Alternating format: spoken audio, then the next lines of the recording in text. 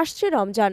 রমজান মানেই খাবার থেকে বিরত থাকা তা কিন্তু নয়, বরং এটি তাকওয়া অর্জনের মাস।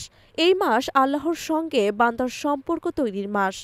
প্রতি বছরই রমজান আসে এবং নির্ধারিত সময় চলেও যায়। প্রায় প্রতিটি রমজানই গতানুগতিকভাবে কেটে যায়, জীবনে তেমন কোনো পরিবর্তন আসে না। রমজান মাসে শরীর ও মনকে প্রস্তুত রাখতে কিছু গুরুত্বপূর্ণ অভ্যাসগুলোকে গড়ে তোলা প্রয়োজন। যেমন শারীরিক প্রস্তুতি। রমজানের আগে থেকে সুস্থ এবং পুষ্টিকর খাবার খাওয়ার অভ্যাস গড়ে তুলুন। ভাজা পোড়া কমিয়ে প্রোটিন, শাকসবজি ও ফলমূল বেশি করে খান। শরীরে পানিশূন্যতা এড়াতে দিনে অন্তত ৮ থেকে ১০ গ্লাস পানি পান করুন। অতিরিক্ত চা, কফি থেকে বিরত থাকুন। রোজায় দিনে যাতে মাথা ব্যথা বা ক্লান্তি অনুভব না হয়, এজন্য ইফতার ও সেহরির সময় ঠিক রেখে ঘুমের জন্য রুটিন তৈরি করা। রোজায় ক্লান্তি এড়াতে হালকা ব্যায়াম বা হাঁটার অভ্যাস গড়ে তোলা। মানসিক ও আত্মিক প্রস্তুতি। রমজান মাস ছাড়াও প্রতিদিন কোরআন তিলাওয়াত, দোয়া ও জিকিরের অভ্যাস গড়ে তোলা। রোজায় ধৈর্যশীল হতে আগে ভাগেই রাগ নিয়ন্ত্রণ ও সংযমের অনুশীলন করা।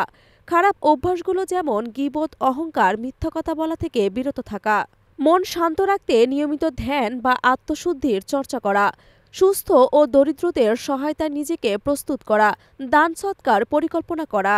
এই অভ্যাসগুলোই আমাদের রমজানে শারীরিক ও মানসিকভাবে সুস্থ ও সচল রাখতে সাহায্য করবে।